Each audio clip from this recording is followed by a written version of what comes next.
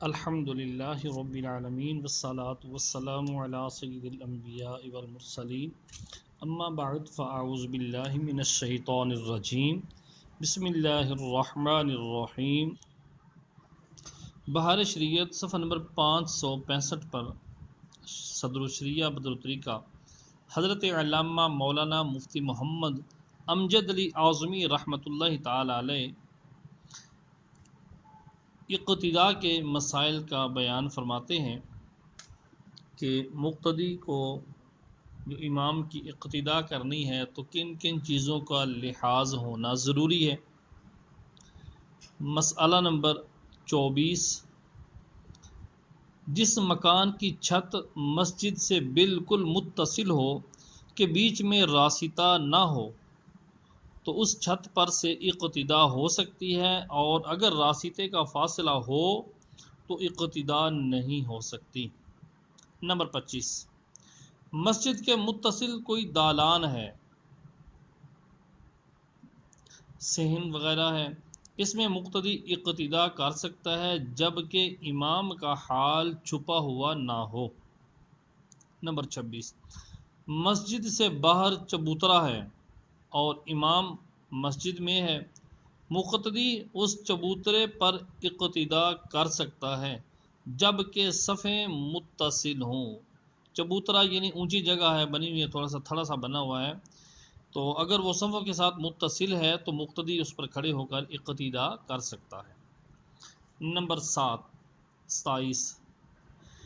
وقت نماز میں تو یہی معلوم تھا کہ امام کی نماز صحیح ہے۔ جب نماز کا وقت تھا، نماز پڑھی جا رہی تھی تو یہی معلوم تھا کہ امام کی نماز صحیح ہے۔ بعد کو معلوم ہوا کہ نماز صحیح نہیں تھی امام کی، مثلا مسح موضع کی مدت گزر چکی تھی، امام پھر بھی نماز پڑھا رہا تھا، یا بھول کر بے وضو نماز پڑھائی تو مقتدی کی نماز بھی نہیں ہوگی۔ مسئلہ نمبر 28،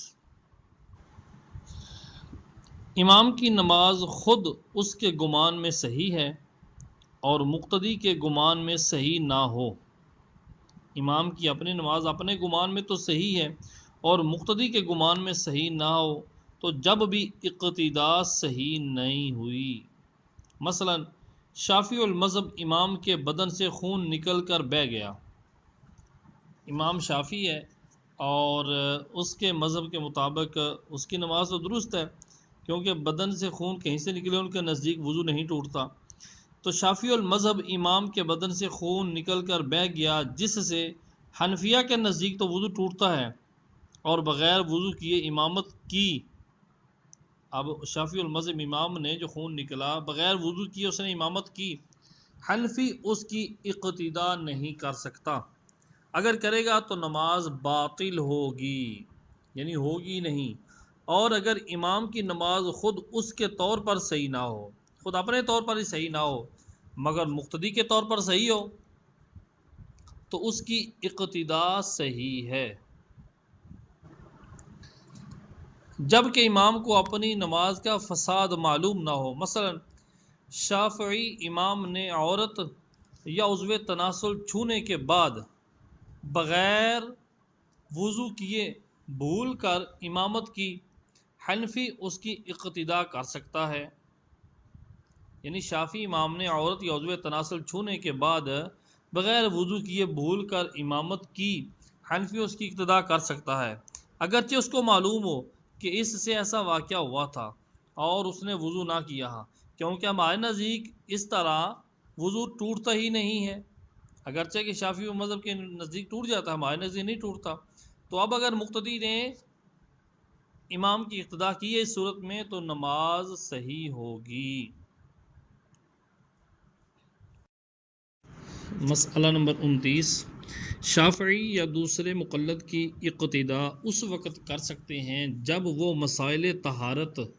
و نماز میں ہمارے فرائض مذہب کی رعایت کرتا ہو یا معلوم ہو کہ اس نماز میں اس نے رعایت کی ہے، یعنی اس کی طہارت ایسی نہ ہو کہ حنفیہ کے طور پر وہ بندہ غیر طاہر کہا جائے، نہ نماز اس قسم کی ہو کہ ہم اسے فاسد کہیں، پھر بھی حنفی کو حنفی کی اقتداء افضل ہے، اور اگر معلوم نہ ہو کہ ہمارے مذہب کی رعایت کرتا ہے،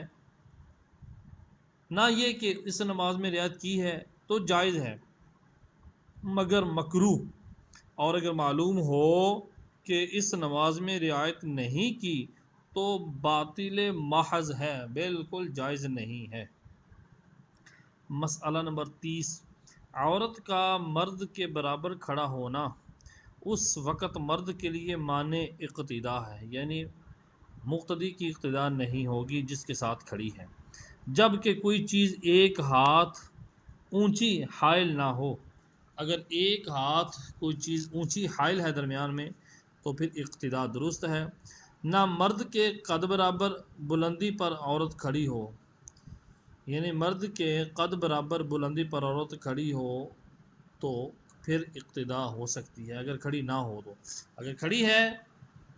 تو پھر بھی مرد کی اقتداء درست نہیں۔ مسئلہ نمبر 31، ایک عورت مرد کے برابر کھڑی ہو تو 3 مردوں کی نماز جاتی رہے گی، 2 دائیں بائیں والے اور ایک پیچھے والے کی، اور 2 عورتیں ہوں تو 4 مرد کی نماز فاسد ہوگی، 2 دائیں بائیں والے، 2 پیچھے، اور 3 عورتیں ہوں تو 2 دائیں بائیں اور پیچھے کی ہر صف سے 3 شخص کی، اور اگر عورتوں کی پوری صف ہو تو پیچھے جتنی صفیں ہیں ان سب کی نماز نہ ہوگی۔ مسئلہ نمبر 32، مسجد میں بالا خانہ ہے، اوپر ہے تہ خانہ، اوپر بنا ہوا ہے بالا خانہ اونچا، اس پر عورتوں نے امام مسجد کی اقتداء کی اور بالا خانہ کے نیچے مردوں نے اسی کی اقتداء کی، اگرچہ مرد عورتوں سے پیچھے ہوں تو نماز فاسد نہ ہوگی، اور عورتوں کی صف نیچے ہو اور مرد بالا خانہ پر تو ان میں جتنے مرد عورتوں کی صف سے پیچھے ہوں گے ان کی نماز فاسد ہو جائے گی۔ مسئلہ نمبر 33، ایک ہی صف میں ایک طرف مرد کھڑے ہوئے دوسری طرف عورتیں، تو صرف ایک مرد کی نماز نہیں ہوگی جو درمیان میں ہے، باقیوں کی ہو جائے گی۔ نمبر 34، اس وجہ سے کہ مقتدی کے پاؤں امام سے بڑے ہیں، اس کی انگلیوں سے آگے ہیں، مگر ایڑیاں برابر ہوں تو نماز ہو جائے گی۔ کتاب کا صفحہ نمبر 567، امامت کا زیادہ حقدار کون ہے؟ مسئلہ نمبر 35، سب سے زیادہ مستحق امامت وہ شخص ہے، زیادہ حقدار وہ شخص ہے جو نماز و طہارت کے احکام کو سب سے زیادہ جانتا ہو، اگرچہ باقی علوم میں پوری دسترس نہ رکھتا ہو۔ مہارت باقی علوم میں اگرچہ نہیں رکھتا لیکن نماز و طہارت کے مسائل سب سے زیادہ جانتا ہے، تو امامت کا سب سے زیادہ حقدار یہی ہے، بشرط یہ کہ اتنا قرآن یاد ہو کہ بطور مسنون پڑھے، یعنی جتنی قرات کرنا سنت ہے اتنا اس کو قرآن یاد ہو اور صحیح پڑھتا ہو، یعنی حروف مخارج سے ادا کرتا ہو اور مذہب کی کچھ خرابی نہ رکھتا ہو، اور بے حیائی اور ایسے کاموں سے بچتا ہو جو مروت کے بھی خلاف ہوں، جس کو لوگ بھی برا سمجھتے ہوں، ان سے بچتا ہو۔ اس کے بعد وہ شخص جو تجوید قرات کا زیادہ علم رکھتا ہو اور اس کے مطابق قرآن کو ادا کرتا ہو۔ اگر کئی شخص ان باتوں میں برابر ہوں تو وہ کہ زیادہ ورع رکھتا ہو، اب ان میں جو زیادہ ورع یعنی نیک ہو، یعنی حرام تو حرام، شبہات سے بھی بچتا ہو، جن چیزوں میں حرمت اور حلت کا شبہ ہوتا ہو ان سے بھی بچتا ہو، اور اگر اس میں بھی سارے برابر ہوں تو زیادہ عمر والا، یعنی جس کو زیادہ زمانہ اسلام میں گزرا، اور اگر اس میں بھی برابر ہوں تو جس کے اخلاق زیادہ اچھے ہوں، اور اگر اس میں بھی سارے یہ لوگ برابر ہیں تو زیادہ وجاہت والا، وجاہت یعنی تہجد گزار، کہ تہجد کی کثرت سے آدمی کا چہرہ زیادہ خوبصورت ہو جاتا ہے. پھر زیادہ خوبصورت جو بندہ ہو ان میں سے، اگر اس میں سارے برابر ہیں تو پھر زیادہ حسب والا، پھر وہ بھی باعتبار نسب کے زیادہ شریف ہو، پھر زیادہ مالدار، پھر زیادہ عزت والا، پھر وہ کہ جس کے کپڑے زیادہ ستھرے ہوں. غرض چند شخص برابر کے ہوں تو ان میں جو شرعی ترجیح رکھتا ہو زیادہ حقدار ہے، اور اگر ترجیح نہ ہو، سارے برابر آ رہے ہیں، تو قرعہ اندازی کی جائے. جس کے نام کا قرعہ نکلے وہ امامت کرے، یا ان میں سے جماعت جس کو منتخب کرے، یعنی جس کو ایک جماعت منتخب کرے امامت کے لیے وہ امام ہو. اور جماعت میں اختلاف ہو تو جس طرف زیادہ لوگ ہوں وہ امام ہو. اور اگر جماعت نے غیر اولا کو امام بنایا، غیر اولا یعنی جس کو نہیں ہونا چاہیے، تو جماعت نے برا کیا مگر گناہگار نہ ہوئے. غیر اولا کو امام بنایا، غیر اولا سے مراد یہ کہ مناسب نہیں تھا اس کو بنانا، تو پھر جو ہے انہوں نے برا کیا، ایسا نہیں کرنا چاہیے تھا، لیکن گناہگار نہیں ہوئے. اور اگر غیر اولا سے مراد کو یہ نہ سمجھ لے کہ فاسق و فاجر کو آگے کر دیا، غیر اولا سے مراد ہے کہ ساری شرائط اس میں پائی جا رہی ہیں، صرف کچھ لوگ جو ہے وہ پسند نہیں کرتے، تو اس وجہ سے.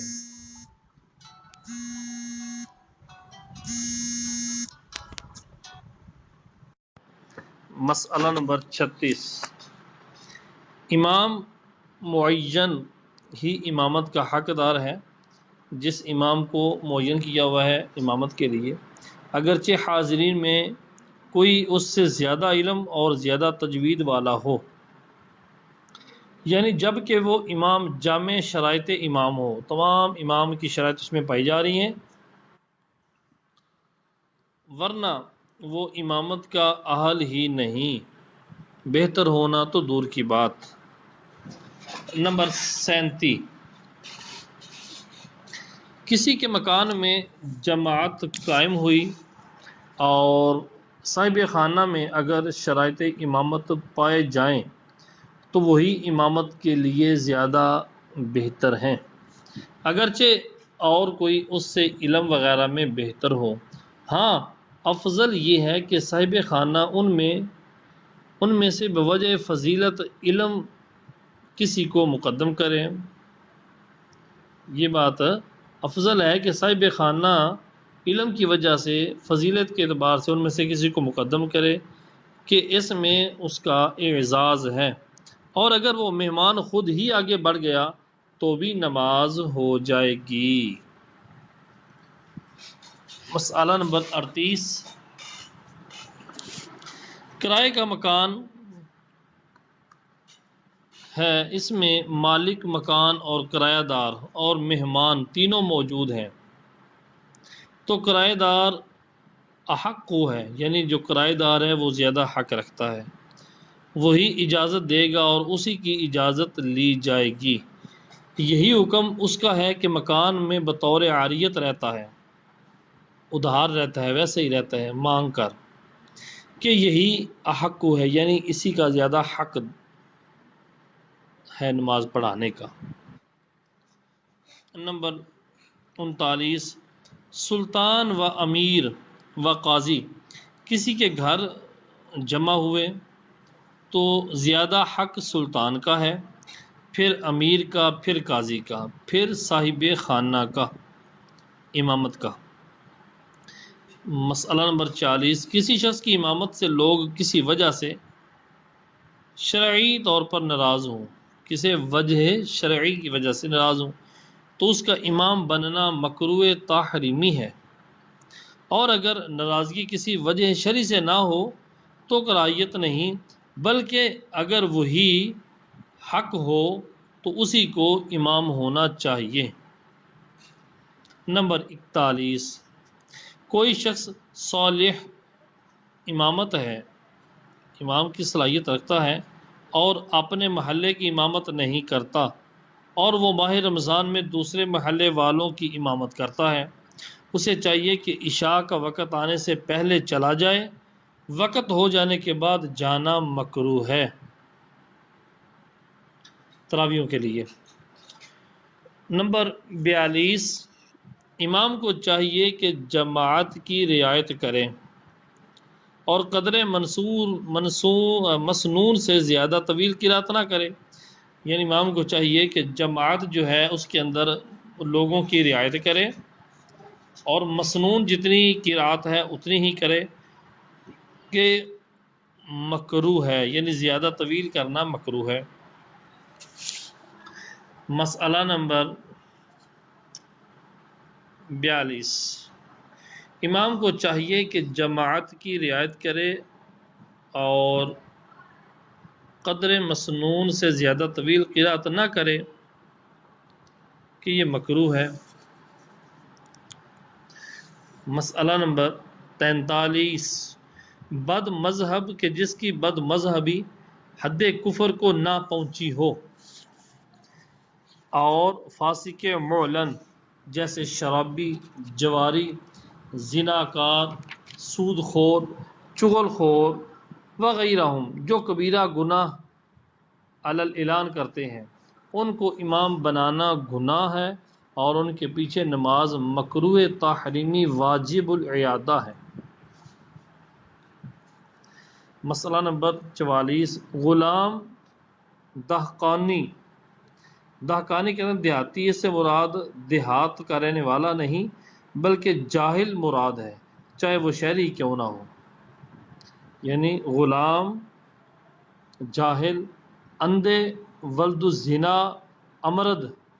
کوڑی، فالج کی بیماری والے، برس والے کہ جس کا برس ظاہر ہو، سفیہ یعنی بیوقوف کے تصرفات، مثلا بیع و شراء میں دھوکہ کھاتا ہو، بیع و شراء خرید و فروخت میں دھوکہ کھاتا ہو، ایسا سفیہ، ان کی امامت مکروہ تنزیہی ہے، اور کراہیت اس وقت ہے کہ اس جماعت میں اور کوئی ان سے بہتر نہ ہو، اور اگر یہی مستحق امامت ہے تو کراہیت نہیں، اور اندھے کی امامت میں تو بہت خفیف کراہیت ہے، بہت تھوڑی کراہیت ہے۔ مسئلہ نمبر 45، جس کو کم سوجتا ہے وہ بھی اندھے کے حکم میں ہے، کم سوجتا ہو یعنی کم نظر آتا ہو وہ بھی اندھے کے حکم میں ہے۔ نمبر 46، فاسق کی اقتدا نہ کی جائے مگر صرف جمعہ میں کہ اس میں مجبوری ہے، باقی نمازوں میں دوسری مسجد کو چلا جائے، اور جمعہ اگر شہر میں چند جگہ ہوتا ہو تو اس میں بھی اقتدا نہ کی جائے، دوسری مسجد میں جا کر پڑھیں۔ نمبر 47، عورت خنثی نابالغ لڑکے کی اقتدا مرد بالغ کسی نماز میں نہیں کر سکتا، یہاں تک کہ نماز جنازہ و تراویح و نوافل میں، اور مرد بالغ ان سب کا امام ہو سکتا ہے، مگر عورت بھی اس کی مقتدی ہو تو امامت عورت کی نیت کرے، سوائے جمعہ و عیدین کے، کہ ان میں اگرچہ امام نے امامت عورت کی نیت نہیں کی، اگرچہ امام نے عورت کی امامت کی نیت نہ کی ہو، عورت اقتدا کر سکتی ہے، اور عورت و خنثی عورت کے امام ہو سکتے ہیں، عورت اور خنثی یہ عورت کے امام ہو سکتے ہیں، مگر عورت کو مطلقاً امام ہونا مکروہ تحریمی ہے، فرائض ہوں یا نوافل۔ پھر بھی اگر عورت عورتوں کی امامت کرے تو امام آگے نہ ہو بلکہ بیچ میں کھڑی ہو اور آگے ہوگی جب بھی نماز فاسد نہ ہوگی، اور خنثی کے لیے یہ شرط ہے کہ صف سے آگے ہو ورنہ نماز ہوگی ہی نہیں، خنثی کا بھی امام نہیں ہو سکتا۔ نمبر 48، نماز جنازہ صرف عورتوں نے پڑھی کہ عورت ہی امام اور عورتیں ہی مقتدی، تو اس جماعت میں کراہیت نہیں، بلکہ اگر عورت نماز جنازہ میں مردوں کی امامت کرے گی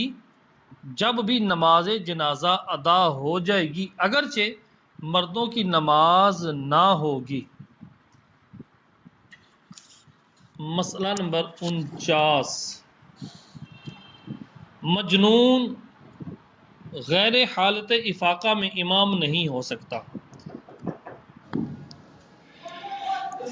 اور جب ہوش میں ہوا اور معلوم بھی ہو تو پھر امامت ہو سکتی ہے، یعنی امام ہو سکتا ہے۔ یوں ہی جس کو نشہ ہے اس کی امامت صحیح نہیں، اور معتوہ مدہوش اپنے مثل کے لیے امام ہو سکتا ہے، اوروں کے لیے نہیں۔ مسئلہ نمبر 50، جس کو کچھ قرآن یاد ہو اگرچہ ایک ہی آیت ہو وہ امی کی اقتدا نہیں کر سکتا۔ امی یعنی اس کی جس کو کوئی آیت یاد نہیں، اس کی اقتدا یہ نہیں کر سکتا، اور امی کے پیچھے پڑھ سکتا ہے جس کو کچھ آیتیں یاد ہیں مگر حروف صحیح ادا نہیں کرتا، جس کی وجہ سے معنی فاسد ہو جاتے ہیں، وہ بھی امی کے مثل ہے۔ امی اسی کو کہتے ہیں جس کو کوئی آیت یاد نہیں۔ نمبر 51، امی گونگے کی اقتدا نہیں کر سکتا، گونگا امی کی کر سکتا ہے، یعنی گونگا امی کی اقتدا کر سکتا ہے، اور اگر امی صحیح طور پر تحریمہ بھی باندھ نہیں سکتا تو گونگے کی اقتدا کر سکتا ہے۔ توجہ، مسئلہ نمبر 51، امی گونگے کی اقتدا نہیں کر سکتا۔ امی بندہ جو ہے وہ گونگے کے پیچھے نماز نہیں پڑھ سکتا، اور گونگا امی کے پیچھے پڑھ سکتا ہے۔ نمبر 52، امی نے امی اور قاری کی امامت کی۔ قاری سے مراد یہاں پر وہ ہے جو بقدر فرض قرآن صحیح پڑھ سکتا ہے، تو اس کی اگر امامت کی امی نے تو کسی کی نماز نہ ہوگی اگرچہ قاری درمیان نماز میں شریک ہوا ہو۔ یوں ہی اگر قاری نے امی کو خلیفہ بنایا ہو، قاری کو درمیان میں حدث لاحق ہو گیا، درمیان میں اٹھ کر پیچھے جانے لگا تو امی کو آگے کر دیا، تو اگرچہ تشہد میں کیا تب بھی کسی کی نماز نہیں ہوگی۔ مسئلہ نمبر 53، امی پر واجب ہے کہ رات دن کوشش کرے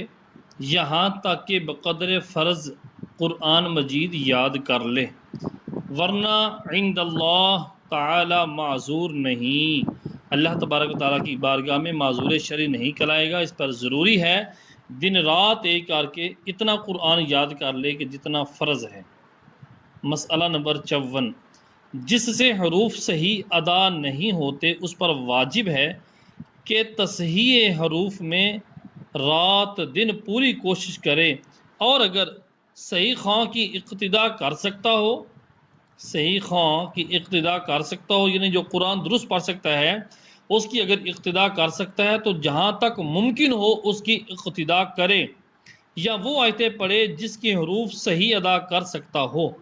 اور یہ دونوں صورتیں ناممکن ہوں تو زمانہ کوشش میں اس کی اپنی نماز ہو جائے گی اور اپنے مثل دوسروں کی امامت بھی کر سکتا ہے، یعنی اس کی وہ بھی اسی حرف کو صحیح نہ پڑھتا ہو، یعنی اس کی نماز ہوگی کہ وہ بندہ جو ہے وہ بھی اسی حرف کو صحیح نہ پڑھتا ہو جس کو یہ، اور اگر اس سے جو حرف ادا نہیں ہوتا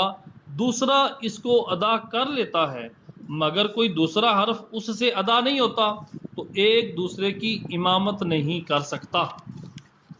اور اگر کوشش بھی نہیں کرتا تو اس کی خود بھی نہیں ہوتی،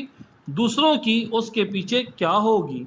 آج کل عام لوگ اس میں مبتلا ہیں کہ غلط پڑھتے ہیں اور کوشش نہیں کرتے، ان کی نمازیں خود باطل ہیں، امامت کرنا تو درکنار۔ حقلہ، جس سے حرف مکرر ادا ہوتے ہیں، یعنی ایک حرف کو دو دو بار پڑھتا ہے، اس کا بھی یہی حکم ہے، یعنی اگر صاف پڑھنے والے کے پیچھے پڑھ سکتا ہے تو اس کے پیچھے پڑھنا لازم ہے، ورنہ اس کی اپنی ہو جائے گی اور اپنے مثل یا اپنے سے کم تر کی امامت بھی کر سکتا ہے۔ مسئلہ نمبر 55، قاری نماز پڑھ رہا تھا۔ قاری جس کو بقدر فرض قرآن آتا ہے وہ قاری نماز پڑھ رہا تھا کہ امی آیا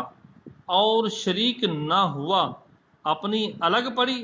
تو اس کی نماز نہ ہوئی، یعنی امی کی نماز نہ ہوئی، اس کے لیے ضروری تھا کہ قاری کے پیچھے پڑھتا۔ مسئلہ نمبر 56، قاری کو کوئی دوسری نماز پڑھ رہا ہے، یعنی قاری کوئی اور نماز پڑھ رہا ہے تو امی کو جائز ہے کہ اپنی پڑھ لے اور انتظار نہ کرے۔ مسئلہ نمبر 57، امی مسجد میں نماز پڑھ رہا ہے۔ امی مسجد میں نماز پڑھ رہا ہے اور قاری مسجد کے دروازے پر ہے یا مسجد کے پڑوس میں، تو امی کی نماز ہو جائے گی۔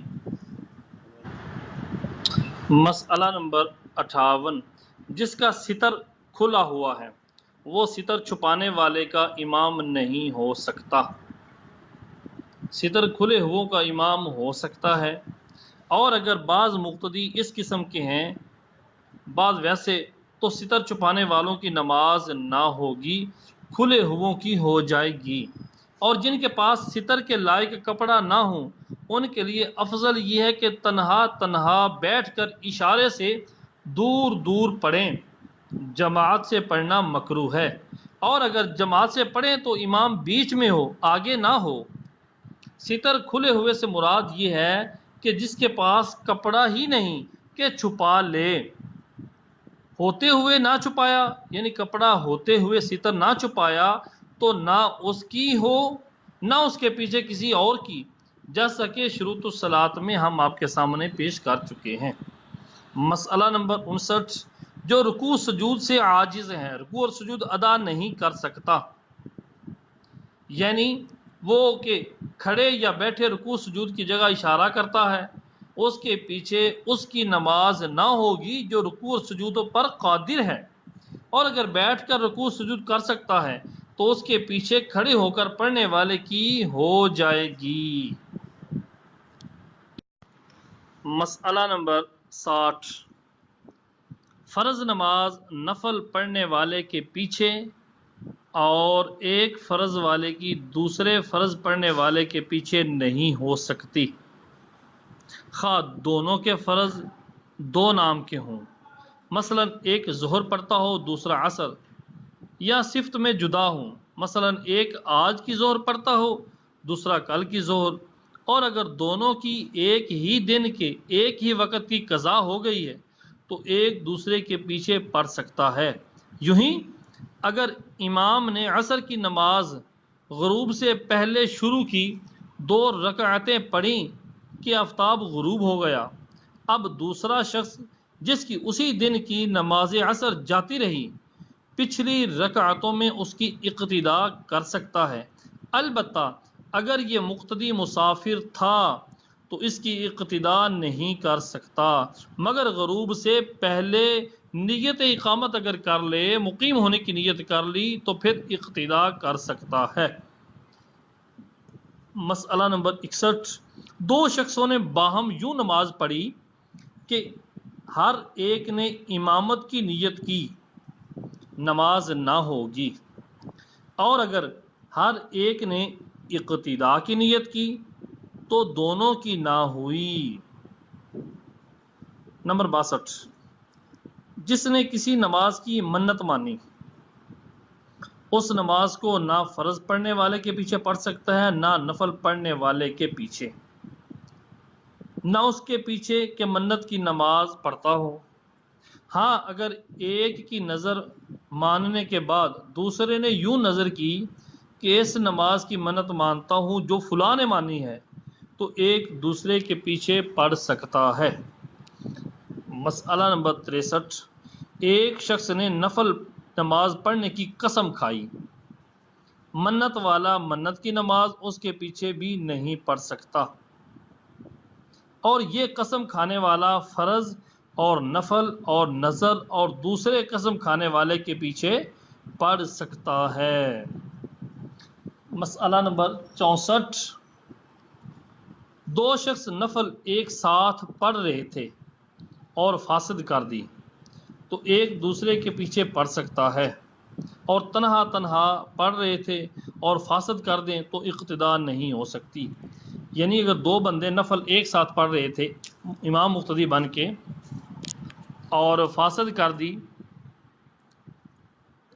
تو ایک دوسرے کے پیچھے اب یہ پڑھ سکتا ہے، کوئی بھی امام ہو سکتا ہے۔ اور اگر تنہا تنہا دونوں پڑھ رہے تھے تو نماز فاسد ہو گئی، دونوں نے فاسد کر دی، اب وہ ایک دوسرے کی اقتداء نہیں کر سکتے۔ مسئلہ نمبر 65، لاحق نہ مسبوق کی اقتداء کر سکتا ہے نہ لاحق کی،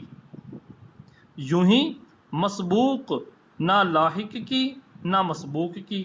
نہ ان دونوں کی کوئی دوسرا شخص اقتداء کر سکتا ہے۔ یہ لاحق اور مسبوق، ان کی وضاحت تو آگے آئے گی، مختصراً یہ عرض کرتا ہوں کہ لاحق کہتے ہیں جو نماز امام کے ساتھ تو اس نے شروع کی، دوران نماز اس کو کوئی حدث لاحق ہو گیا، وضو ٹوٹ گیا تو وضو کرنے چلا گیا، اب کر کے دوبارہ آ گیا، تو اس کو کہتے ہیں لاحق۔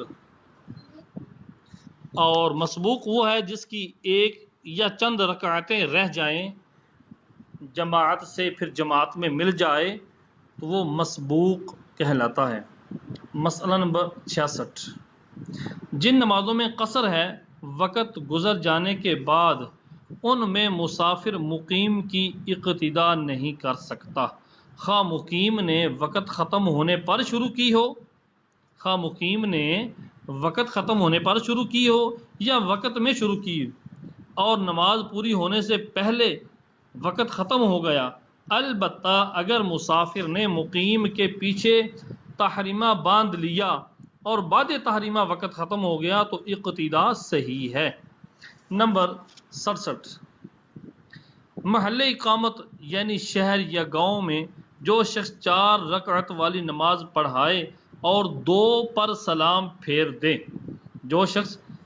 4 رکعت والی نماز پڑھائے اور 2 پر سلام پھیر دے تو ضرور ہے کہ مقتدی کو اس کا مقیم یا مسافر ہونا معلوم ہو، خواہ مقتدی خود مقیم ہو یا مسافر۔ اگر امام نے نہ نماز سے پہلے اپنا مسافر ہونا بتایا نہ بعد کو اور چلا گیا، نہ اس کا حال اور طرح معلوم ہوا تو مقتدی اپنی پھر پڑھیں۔ ہاں اگر جنگل میں یا منزل پر 2 پڑھ کر چلا گیا تو ان کی نماز ہو جائے گی، یہی سمجھا جائے گا کہ مسافر تھا۔